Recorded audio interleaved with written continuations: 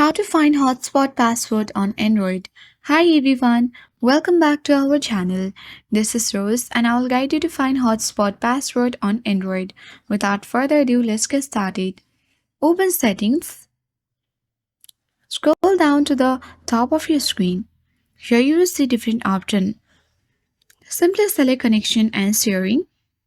And at the top you can easily locate personal hotspot. Select that.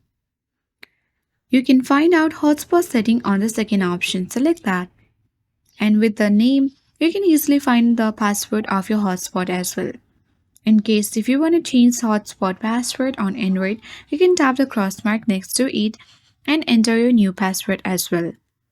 And tap the tick mark at top right corner of your screen. And with that, you can change the password as well of hotspot. So in this way, you can easily find hotspot password on Android. I hope this guide was helpful. If it was, then do like, share, comment, and don't forget to subscribe. Thank you for watching, and I will see you in the next video.